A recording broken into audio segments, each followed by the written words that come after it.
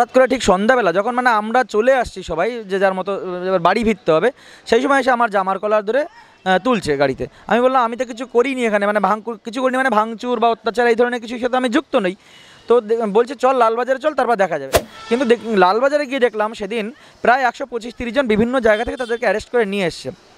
এবার সন্ধ্যার রাত 8টা 9টা 10টা 11টা 12টা যায় দেখি, তারপরেও আমাদেরকে আটকে রাখা। এই রাজ্যে যখন পুলিশ প্রশাসন বা সরকারের প্রতি মানুষের ন্যূনতম আস্থা নেই, তখন আমাদের শেষ আশা ভরসার জায়গা হচ্ছে কোর্ট। আমি দেখুন 27 তারিখে নিয়ে গেল, 9 তারিখে ছাড়া পেয়েছি, কিন্তু এর মাঝখানে যে পুলিশি অত্যাচার সেটা আমার মনে হয় পশ্চিমবঙ্গের সবাই জানা উচিত। এমনকি যে আমি একজন লয়ারের হেল্প নেব, সেই লয়ারকে পর্যন্ত সেইটুকু ফোন করতে দেয়নি, মানে যে থেকেছি 14 দিন, চান পর্যন্ত করতে দেয়নি, খাওয়ার ও ঠিকঠাক করে পেলাম না। এমনকি যে মানে বিভিন্ন সময় জিজ্ঞাসাবাদের টিম, তারা কারা কোথা থেকে আসছে জানি না, দিন রাত মাঝরাত মানে মধ্য রাত এরকম, মানে বিভিন্ন সময় আর কি তারা বিভিন্ন টিম এসে একই জিনিস ঘুরে পড়ে জিজ্ঞাসা করে। সুতরাং পুলিশ অফিসাররাও কিন্তু যে এই সরকারের প্রতি বা মমতা বন্দ্যোপাধ্যায়ের প্রতি খুশি তা কিন্তু নয়। মমতা ব্যানার্জি বা এই রাজ্যের সরকারকে বিভিন্ন সময় তারা গালিগালাজ করছে, এমনকি মানে তাদের 7 ঘন্টা 8 ঘন্টা ডিউটির জায়গায় তাদের 15 ঘন্টা 16 ঘন্টা করে ডিউটি করানো হচ্ছে, তাদেরকে সারা সপ্তাহে বাড়ি যেতে পারছে না। এমনকি মানে এই যে অন্যায় কাজগুলো পুলিশ প্রশাসনকে দিয়ে করানো হচ্ছে, এতে কিন্তু সবাই যে পুলিশের ভিতরে খারাপ তা কিন্তু নয়। যেহেতু মমতা বন্দ্যোপাধ্যায় বা এই সরকারের বিরুদ্ধে আন্দোলন, তাই আমাদের কেরিয়ারগুলোকে বরবাদ করা, এটা কিন্তু ওদের উদ্দেশ্য। গত 27শে আগস্ট ছাত্র সমাজের তরফ থেকে ডাক দেওয়া হয়েছিল নবান্ন চলো অভিযান, এবং যেখানে তাদের দাবি একটাই ছিল, দফা 1 দাবি 1 মুখ্যমন্ত্রীর পদত্যাগ। কারণ তারা সেই দাবিতে অনড় ছিলেন এবং আন্দোলনে এগিয়ে গিয়েছিলেন। কিন্তু সেখানে যারা প্রথম সারি থেকে একেবারে আন্দোলন করছিলেন তাদের মধ্যে অনেককেই কিন্তু গ্রেপ্তার করা হয়েছিল কলকাতা পুলিশের তরফ থেকে। অনেকে বেল পায়, কিন্তু কিছু কিছু জন ছিলেন যাদের সঙ্গে নির্মম অত্যাচার করেন কলকাতা পুলিশ। এবং শুধুমাত্র অত্যাচার নয়, মানসিক অত্যাচার এবং কেরিয়ার নষ্ট করে দেবে বলে হুমকি দেওয়া হয় পুলিশের তরফ থেকে। আমাদের সঙ্গে এই মুহূর্তে রয়েছেন ছাত্রনেতা অচিন্ত মণ্ডল, সরাসরি তার কাছেই শুনে নেব 27শে আগস্টের পর থেকে তার সঙ্গে কি করেছিল কলকাতা পুলিশ। দেখুন, আজকের কলকাতার বুকে আরজি কর হসপিটালে যে একজন মহিলা ডাক্তার যাকে ধর্ষণ এবং খুন করা হলো, যিনি কিন্তু একজন বাংলার মেয়েই ছিলেন, তো তাকে এই যে হত্যার প্রতিবাদে সারা পশ্চিমবঙ্গ তথা ভারতবর্ষব্যাপী বা এমনকি পৃথিবীর বহু জায়গায় যখন প্রতিবাদ হচ্ছে, তখন আমি নিজে একজন বিজ্ঞান গবেষক যাদবপুরে জুনিয়র রিসার্চ ফেলো হিসেবে কাজ করছি। তো সেখানে দেখুন, আমরা ছাত্র প্রতিনিধি হিসেবে আমাদেরও সমাজের প্রতি দায়বদ্ধতা থাকে। সেই দায়বদ্ধতা থেকে যখন এই 27শে আগস্ট নবান্ন চলো অভিযান আমরা ডাক দিই, কারণ কি না, দেখুন যেখানে বিভিন্ন রকম তথ্য প্রমাণ লোপাটের অভিযোগ আসছে বিভিন্ন জায়গা থেকে এবং সঠিক ন্যায় বিচারটা হচ্ছে না, তো যে স্বাস্থ্যমন্ত্রী বা পুলিশ মন্ত্রী বা মুখ্যমন্ত্রী সবাই একজনই, সেটা হচ্ছে মুখ্যমন্ত্রী মমতা বন্দ্যোপাধ্যায়। তো তার কাছে বিচার চাওয়ার জন্য আমরা নবান্ন অভিযান ডাক দিয়েছিলাম। এবং সেখানে দেখুন, আমি নিজে কলেজ স্কোয়ার থেকে একটা বিরাট বড় মহামিছিল যখন ওখান থেকে শুরু হয়, সেটার সামনে থেকে লিড করি একদম, সেই স্লোগান দেওয়া থেকে শুরু করে সামনে ব্যানারে থেকে সব কিছু, এবং কোথা থেকে কোন রুটে যাবে সেটা একদম নির্ধারকের ভূমিকায় এক প্রকার ছিলাম।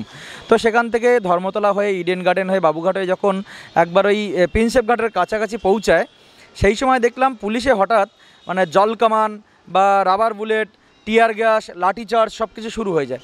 এবং স্বাভাবিকভাবে আমরা সামনে থাকলে আমরা প্রথম ওটা ফেস করি, এবং পুলিশের এত পরিমাণ মানে নির্মম অত্যাচার, ছাত্র সমাজ যেখানে অরাজনৈতিকভাবে গিয়েছিল, কোনো রাজনৈতিক ব্যানার নয়, কিছু প্ল্যাকার্ড, পোস্টার বা জাতীয় পতাকা এগুলোই ছিল।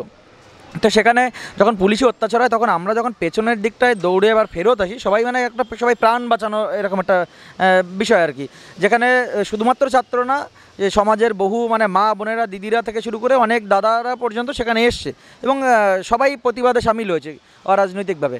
এবার যখন এই অত্যাচার হচ্ছে, পুলিশি অত্যাচার, তখন আমরা যখন পেছনে আসি, তখন আমি দৌড়ে চিল্লিয়ে সবাইকে একটা কথা বলি, চলুন আমরা সামনে ধর্মতলায় গিয়ে ওখানে অবস্থান বিক্ষোভ করব। তো সেই অনুযায়ী দেখুন, তখনও মানে অনেকটাই বেলা রয়েছে, গরম, তখন মানে বসতে ধর্মতলায়, সেখানে সে প্রথম এসে বসি যে ব্যক্তিটা, সেটা আমি। তারপরে আস্তে সবাইকে বলি যে চলুন এখানে সবাই বসে আমরা এখানে শান্তিপূর্ণভাবে অবস্থান বিক্ষোভ করব। তো তারপরে আমরা ওখানে প্রায় 2-2.5 ঘন্টা বা 2.25-3 ঘন্টার মতো ওখানে যখন বসে থাকি শান্তিপূর্ণভাবে আন্দোলন, তবে আমরা অবস্থান বিক্ষোভ, আমরা কোনো গাড়ি ঘোড়া কিছু চলতে দেয়নি। এবং পুলিশ শুরুতে দেখলাম সেটাকে মেনে নিয়ে তারাও ব্যারিকেড করে দিল, সহযোগিতাই করলো। হঠাৎ করে ঠিক সন্ধ্যাবেলা যখন মানে আমরা চলে আসছি সবাই যে যার মতো এবার বাড়ি ফিরতে হবে, সেই সময় এসে আমার জামার কলার ধরে তুলছে গাড়িতে। আমি বললাম আমি তো কিছু করিনি এখানে, মানে কিছু করিনি, মানে ভাঙচুর বা অত্যাচার এই ধরনের কিছুর সাথে আমি যুক্ত নই। তো বলছে চল লালবাজারে চল, তারপর দেখা যাবে। এবার দেখুন, দীর্ঘদিন ছাত্র রাজনীতির সাথে যুক্ত থেকেছি, প্রেসিডেন্সি বিশ্ববিদ্যালয়, দিল্লি বিশ্ববিদ্যালয়, সব জায়গায় আমি নির্বাচিত প্রতিনিধি হিসেবেও কাজ করেছি, এমনকি দিল্লি জওহরলাল নেহরু বিশ্ববিদ্যালয় ছাত্র রাজনীতির সাথেও যুক্ত। কিন্তু এই আন্দোলনগুলোতে, ছাত্র আন্দোলনে কোনোদিন পুলিশই এই ধরনের অত্যাচার দেখিনি। মানে অত্যাচার মানে কি, মানে এখন পুলিশি অত্যাচার হয়েছে? হ্যাঁ, ভীষণ অত্যাচার হয়েছে। কী হয়েছে দেখুন, লালবাজারে তুলে নিয়ে যায়, এর আগে আমরা অনেকবার গিয়েছি, কিন্তু গিয়ে একটা আন্দোলন থামানোর জন্য হয়তো আধা ঘন্টা, 1 ঘন্টা, 2 ঘন্টা বা 3 ঘন্টা রেখে আন্দোলনটা যখন থেমে যায় তারপর ছেড়ে দেয়। এবার সেই হিসেবে আমাদের যখন সন্ধ্যাবেলা তুলে নিয়ে যায়, আমরা ভাবছি যে হ্যাঁ সবাইকে ছেড়ে দেবে। আমি এবং আমার সাথে আরেকজন দাদাকে সেখান থেকে ধরে, এই নিউ মার্কেট এলাকা থেকে। কিন্তু লালবাজারে গিয়ে দেখলাম সেদিন প্রায় 125-30 জন বিভিন্ন জায়গা থেকে তাদেরকে অ্যারেস্ট করে নিয়ে এসছে। এবার সন্ধ্যার রাত 8টা, 9টা, 10টা, 11টা, 12টা যায় দেখি, তারপরেও আমাদেরকে আটকে রাখে। তখন আমাদের সন্দেহ হয় যে পেছনে হয়তো ব্যাকডোরে কোনো একটা বড়ো স্টোরি রয়েছে বা কিছুটা চক্রান্ত চলছে। এবার ঠিক রাত 2টোর সময় এসে যখন অ্যারেস্ট মেমো দেয়, অ্যারেস্ট মেমোতে দেখলাম 7খানা বিভিন্ন ধারায় মানে আমাদেরকে সই করতে বলা হলো, এবং সবাইকে একই রকম 7টি ধারা। এবং সেখানে পুলিশ যখন অ্যারেস্ট মেমো নিয়ে আসে তখন ফার্স্ট বলছে, তুই চাকরি করিস না পড়াশুনো করিস, তোর কেরিয়ার বরবাদ করে দেবো, এইভাবে একদম অ্যাপ্রোচ ফার্স্ট পুলিশের, মানে যিনি সাইন করতে আসে। তারপরে পরের দিন যখন কোর্টে আমাদের পেশ করে, দেখুন এই রাজ্যে যখন পুলিশ প্রশাসন বা সরকারের প্রতি মানুষের ন্যূনতম আস্থা নেই, তখন আমাদের শেষ আশা ভরসার জায়গা হচ্ছে কোর্ট। সেই কোর্টে গিয়েও দেখলাম আমাদের পক্ষের যে উকিলগুলো অনেকজন ফাইট করলেন, বা আমাদের এতজনকে একসাথে অ্যারেস্ট করে সবাইকে একই মিথ্যা ধারায় সব কেস দেওয়া হলো, কিন্তু কোর্টও কোথাও গিয়ে একটা মনে হলো যে কোথাটা ম্যানুপুলেটেড হয়ে যাচ্ছে। মানে কোনো কিছু না শুনে বুঝেই উনি একদম 14 দিন সবাইকে পুলিশ কাস্টাডি দিয়ে দিলেন। আপনি কবে ছাড়া পেয়েছেন?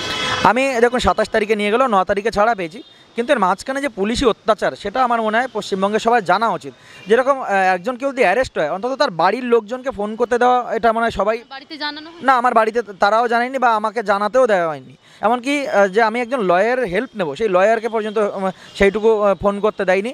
এমনকি দেখুন এই যে বিভিন্ন মানে ওখানে যে থেকেছি 14 দিন, চান পর্যন্ত করতে দেয়নি, খাওয়ার ও ঠিকঠাক করে পেলাম না। এমনকি যে মানে বিভিন্ন সময় জিজ্ঞাসাবাদের টিম, তারা কারা কোথা থেকে আসছে জানি না, দিন রাত, মাঝরাত, মানে মধ্য রাত, এরকম মানে বিভিন্ন সময় আর কি, তারা বিভিন্ন টিম এসে একই জিনিস ঘুরে পড়ে জিজ্ঞাসা করছে। মাঝে আমি মানে বিরক্ত হয়ে আর কি একদিন বললাম যে যদি আপনাদের কিছু জিজ্ঞাসা করতে হয় সবাইকে ডেকে নিয়ে এসে একদিনই জিজ্ঞাসা করুন, এই বারবার। একা জিজ্ঞাসা করা হচ্ছিল? হ্যাঁ, একাই, কারণ আমাকে নিউ মার্কেট থানায় ওখানে একা রেখেছিল এবং বাদবাকিদের বিভিন্ন জায়গায় রেখেছিল। এবার এই ধরনের যে মানসিক অত্যাচার, মানে এমনকি পুলিশ অফিসাররা বলছে যে দেখ, আমি জানি হয়তো তুই কিছু করিস না, কিন্তু আমাদেরকে তোর বিরুদ্ধে লিখতে হবে, তার কারণ হচ্ছে এটা নবান্ন বা লালবাজার থেকে আমাদের যা বলা হচ্ছে আমাদের সেটা করতে হবে। সুতরাং পুলিশ অফিসাররাও কিন্তু যে এই সরকারের প্রতি বা মমতা বন্দ্যোপাধ্যায়ের প্রতি খুশি তা কিন্তু নয়। পুলিশের ভিতরে আমরা থানায় থেকে বিভিন্ন সময় দেখেছি যে মমতা ব্যানার্জি বা এই রাজ্যের সরকারকে বিভিন্ন সময় তারা গালিগালাজ করছে। এমনকি মানে তাদের 7 ঘন্টা 8 ঘন্টা ডিউটির জায়গায় তাদের 15 ঘন্টা 16 ঘন্টা করে ডিউটি করানো হচ্ছে, তাদেরকে সারা সপ্তাহে বাড়ি যেতে পারছে না। এমনকি মানে এই যে অন্যায় কাজগুলো পুলিশ প্রশাসনকে দিয়ে করানো হচ্ছে, এতে কিন্তু সবাই যে পুলিশের ভিতরে খারাপ তা কিন্তু নয়, তারা যারা ভালো তারা কিন্তু অনুতপ্ত বোধ হচ্ছে, এবং তারা কিন্তু ভেতরে আমার মনে হয় যে কোনো দিন পুলিশও মমতার বিরুদ্ধে রিভোল্ট করতে পারে, এরকম একটা পরিস্থিতি এখন। আচ্ছা, আপনি বলেন মানসিক অত্যাচার করেছে, আপনার উপর শারীরিক অত্যাচারও কি হয়েছে? না, শারীরিক অত্যাচার করিনি, কিন্তু দেখুন শারীরিক অত্যাচারের থেকে মানসিকভাবে আপনাকে যদি চান করতে না দেয়, খেতে না দেয়, বাড়ির লোকের সাথে যদি যোগাযোগ করতে না দেয়, কখন দিন হচ্ছে রাত হচ্ছে কিছু বুঝতেই না পারেন, এরকম একটা পরিস্থিতিতে, এবং বিভিন্ন সময় এসে বিভিন্ন জিজ্ঞাসাবাদ, এমনকি ফোন নিয়ে ফোনের পাসওয়ার্ড বল, ফোনের বিভিন্ন কিছু বের করে বিভিন্ন কিছু জিজ্ঞাসাবাদ, মানে অপ্রাসঙ্গিক দোষ চাপানোর চেষ্টা চলছে। হ্যাঁ, বিভিন্ন রকম। একটা তো হয়তো বিষয় নিয়ে মিথ্যা কেস দিয়ে ধরেছে, কিন্তু আরও ওরা চাইছিল আরও অনেক কিছু দিয়ে সাথে জুড়ে দিয়ে মিথ্যা কেস দেওয়া যায়। এমনকি ওরা টার্গেট করছে কিন্তু কেরিয়ারের দিকে, একদম সরাসরি ওরা কেরিয়ারটাকে বরবাদ করার চেষ্টা করছে। এবং আজকে দেখুন মমতা ব্যানার্জি বিভিন্ন সময় যে প্রেস কনফারেন্সে বলছে যে যারা আন্দোলনকারী তাদের কেরিয়ার নিয়ে আমরা এই রাজ্য অন্তত কোনোভাবে ক্ষতি করি না বা করবো না, কিন্তু হচ্ছে কিন্তু উদ্দেশ্য কি কেরিয়ার বরবাদ? একদম। দেখুন আমি অত্যন্ত গরিব পরিবার থেকে বিভিন্ন সময় পড়াশুনো করে আজকের যখন রিসার্চ করছি, তখন ওদের উদ্দেশ্য হচ্ছে যেহেতু মমতা বন্দ্যোপাধ্যায় বা এই সরকারের বিরুদ্ধে আন্দোলন, তাই আমাদের কেরিয়ারগুলোকে বরবাদ করা, এটা কিন্তু ওদের উদ্দেশ্য। আজকে দেখুন রাত দখল নিয়ে যে ধরনের বিভিন্ন জায়গায় কার্যক্রম বা প্রোগ্রাম হয়েছে, সেখানে দেখবেন এখন কলকাতা পুলিশ থেকে বিভিন্ন সময় তাদেরকে বাড়িতে বাড়িতে নোটিশ পাঠানো হচ্ছে। তার কারণ হচ্ছে আন্দোলন এখন যদি একটু মানে যখন ওরা দেখছে যে আন্দোলনের ইন্টেন্সিটি কমছে, তখন তাদেরকে এবার অ্যাটাক করো, তাদেরকে এবার মানে প্রতিশোধ নাও, প্রতিশোধ পরায়ণভাবে তারা কিন্তু এদেরকে মানে কেরিয়ারের দিকে ক্ষতি করার চেষ্টা করছে। রাজ্য পুলিশ যে সিপি তিনি পরিবর্তন হয়েছে, নতুন সিপি এসছেন, কি মনে হয় পুলিশরা আরও নমনীয় হবেন? তারা কি তাদের যে কর্তব্য সে কর্তব্যে কি অনড় থাকবেন? মানে যেটা বলছেন যে ভয়ে চাপে পড়ে কাজ করছে, মুখ্যমন্ত্রীর চাপে পড়ে, সেই জায়গায় কি নতুন কিছু পরিবর্তন হতে চলেছে কি?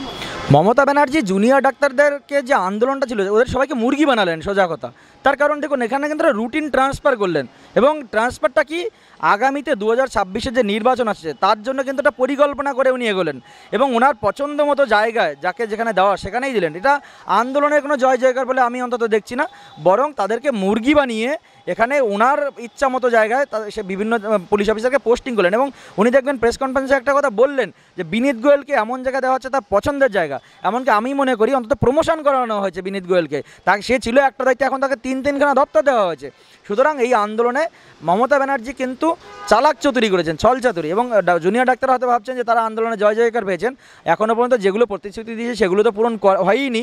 প্লাস আমরা দেখতে পাচ্ছি পুলিশ প্রশাসনে যাতে আরও বেশি করে এই ধরনের মানে অত্যাচার করা যায় আন্দোলনকারীদের উপরে বা সাধারণ মানুষের উপর, তার রোডম্যাপ কিন্তু মমতা ব্যানার্জি তৈরি করে নিলেন এটার মাধ্যমে।